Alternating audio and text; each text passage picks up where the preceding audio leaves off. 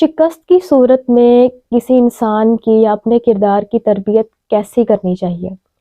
جب انسان کو شکست ملتی ہے تو اس وقت دو چیزوں کا سامنا کرنا پڑتا ہے۔ سب سے پہلے لیک آف کانفیڈنس، یعنی کہ انسان کا اعتماد بہت بری طریقے سے کچل جاتا ہے، اور اس کے بعد نقصان پر غم۔ اللہ تعالیٰ فرماتے ہیں اِن یمسسکم قرح، اگر تمہیں تکلیف پہنچی ہے، دکھ پہنچا ہے، فقد مس القوم قرح مثلہ، تو البتہ تحقیق اس سے پہلے دوسری قوم کو بھی پہنچا تمہارے جیسا، یعنی کہ جیسے تکلیف تمہیں پہنچی ویسے ہی تکلیف دوسری قوم کو بھی تم سے پہلے پہنچی، یعنی کہ کفار مکہ کی بات ہو رہی ہے۔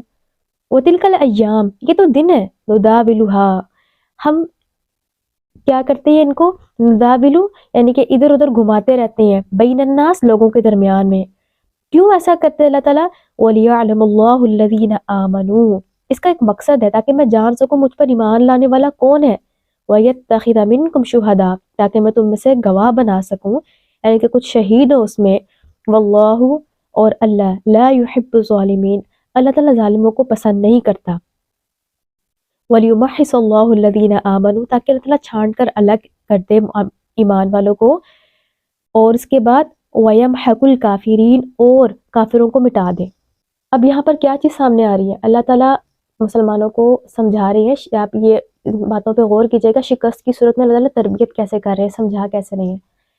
پہلے تو بات بتا دی کہ وہن نہیں کرنا اور غم نہیں کرنا، تم غالب رہو گے۔ دوسرے میں اللہ تعالیٰ فرما رہے ہیں کہ اچھا تمہیں شکست کا سامنا کرنا پڑا ہے نا، تو دیکھو جو کفار مکہ ہے ان کو بھی تو ایسی تکلیف پہنچی۔ اللہ تعالیٰ فرماتے ہیں یہ تو زمانے کا پھیر ہے، یعنی کہ یہ میتھڈ، ایک طریقہ رہا ہے لوگوں کے درمیان کہ کبھی وہ عروج پر، تم زوال پر، کبھی تم زوال پر اس کو عروج۔ تو یہ کیا، یہ ایک طریقہ ہے، لیکن اس کا ایک مقصد ہے تاکہ اللہ تعالیٰ جان سکے کہ تم میں اللہ تعالیٰ پر ایمان کون لاتا ہے۔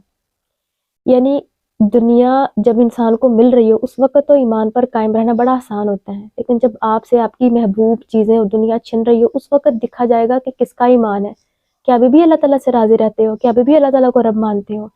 اور دوسری چیز تاکہ دیکھ سکے تم میں سے گواہ کون کون بن سکے گا، یعنی کہ تم میں کچھ شہداء بھی تو ہوں گے۔ یہ کیا طریقہ اس میں سمجھایا جا رہا ہے، کون سی سائی کی سامنے آ رہی ہے؟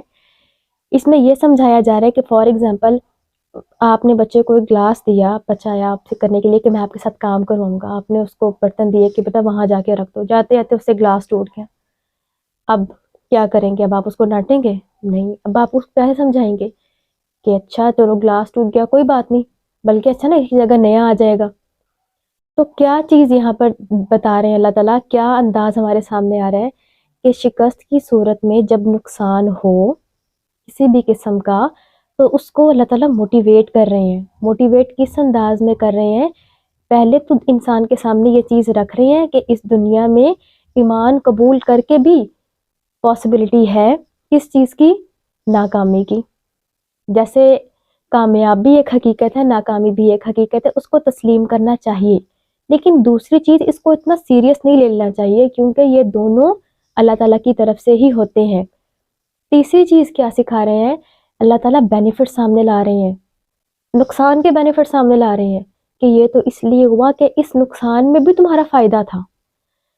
تو شکست کی صورت میں کیا سمجھایا اللہ تعالیٰ نے کہ بیہیویئر ٹریننگ اس طرح کرنی چاہیے کہ اللہ تعالیٰ کی طرح کہ سارا کا سارا جو فوکس ہے اللہ تعالیٰ نے غم کی طرف سے ہٹا کر، اس کے ناکامی کی طرف سے ہٹا کر ڈائریکٹلی اس کو کہاں پہ فوکس کر دیا، اس سے حاصل کیا ہو رہا ہے، یعنی کہ تم ایمان لاؤ گے، اللہ تعالیٰ تمہارا ایمان دیکھے گا، تو آپ بھی جب کوئی نقصان کی صورت ہو تو اس چیز کا فوکس کہاں ڈائیورٹ کرنا ہے؟